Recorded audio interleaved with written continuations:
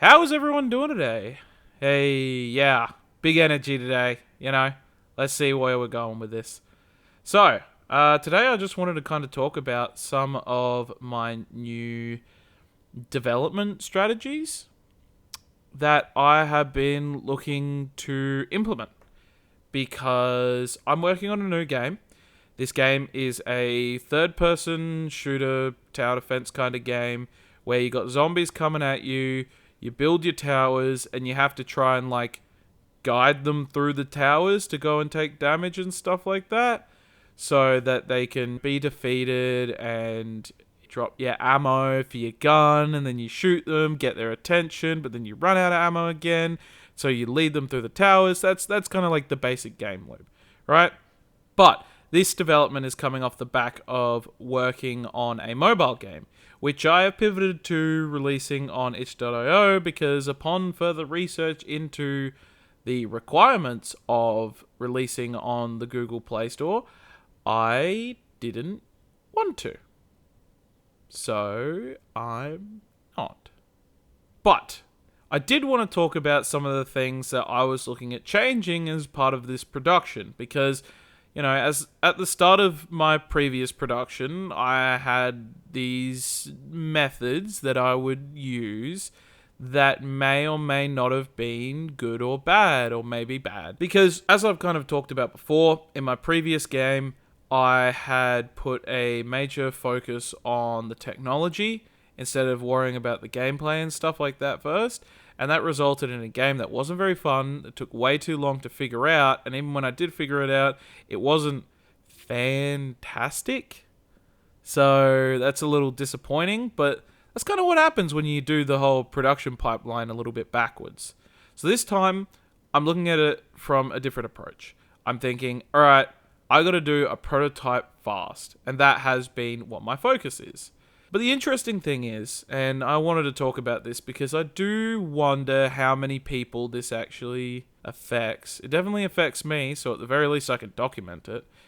Is I come from a programming background, so I'm very used to doing written coding and not as used to doing the visual coding. And I like the way that C++ is implemented in Unreal Engine. I think, it's safer than regular C++, but it's also still C++. But the interesting thing is, right, despite coming from a programming background, I kept running into this issue with C++ in Unreal Engine where I just couldn't make it go fast. No matter what I tried, there was just things that would hitch the speed and the pacing of which I could do my development, which was quite problematic. But I've come to this idea that I'm going to try. I have been trying, and it seemingly has worked out. And I think it might be the original intention of Unreal Engine, but boy, was I not very clued in on that.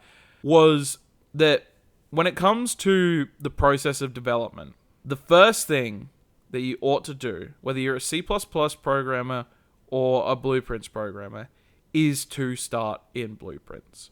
And this is obviously coming from, my background, my situation, so everyone's independent and different and all that kind of stuff. But the reason that I say this is because there's a lot of processes that can hitch up and slow down some of your development speed when you work with C++, right? And Blueprints doesn't have those same issues. It doesn't have the same flexibility, but it doesn't have those same issues. And when you're making a prototype, you want things to be as fast as possible. You don't want to be waiting for a new class to be created or the engine to close down and open up and compile again and all that kind of stuff. Especially when you're figuring out the logic for the first time, right? If it's something you've done before, you know what the logic is supposed to be, and essentially, in essence, what you would be doing with the blueprints, figuring out the logic first already, then after that is when you go to the C++, right? Because then you figured out the logic, you can make it more solid, you can make it more flexible, all that kind of stuff, right? But I hadn't really done it in this way before. And now I'm at a point where I am looking at doing it in this way.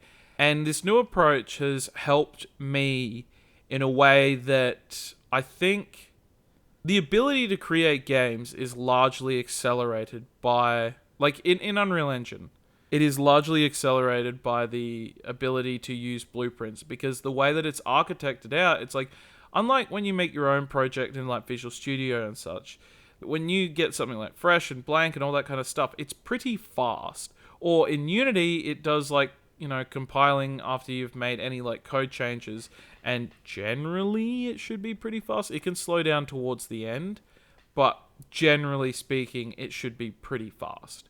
So it's just one of those things where it's like, to really understand the engine, understand, how it's supposed to be used, it's like blueprints isn't just an option. It is an intended part of the development experience, because when Unreal Engine is compiling, it can be quite slow. It can be quite cumbersome when you do that from C++. When you have to compile from Visual Studio, and then the editor's got to open up, because if you try to compile while live coding is active, then that's going to be a problem, and it just doesn't properly compile when the editor is open or whatnot and stuff like that. So it is flexible when you do stuff in C++, more flexible, but it's not going to be as fast. And so I think the intended process of development is like, blueprints is more than just for designers. It is intended for anyone who has to do any kind of logic, including the programmers, because it will just be faster as you're exploring out how the logic should be. So I think this process has kind of resulted pretty well for me in the fact that I've been able to get more things done in a shorter amount of time, not caught up waiting for new classes to create and stuff like that. Like, I can look at the time that I've spent working on the development of this new prototype, and I don't think it's that long, because I've gone and been like, all right, I'm going to focus on blueprints, and I'm going to focus on the core of what the game is supposed to be as well. That's an important part, try and put like the minimum things to create the prototype. But in order to accomplish that in Unreal Engine, should really be using blueprints, because it's just significantly faster in a lot of different ways, and it's the best way to prototype everything out, which is what I've kind of been doing. And I think, there's probably a couple people out there that do C++. There's a lot of stuff, a lot of content online talking about blueprints and such. And so there might be some C++ people who are just like, well, I use C++, so kind of thing. But the thing is that even if you are a C++ programmer, it does feel important to use blueprints, because it's like the only way that you can really, like, if you want to be able to create a game, right? There's a difference between, making tech demos and software or whatever and making a game, right? If you want to make a game, it's, from my experiences, using blueprints is a part of the process when you're working in Unreal Engine. And I think that's important to keep in mind and for people to recognize and utilize, because I don't know, I got trapped into it for a while, just being like, I'm a C++ guy, so I do C++. And it really like slowed me down and made me less capable of making games. And it's taken me a while to understand that, but now I get it.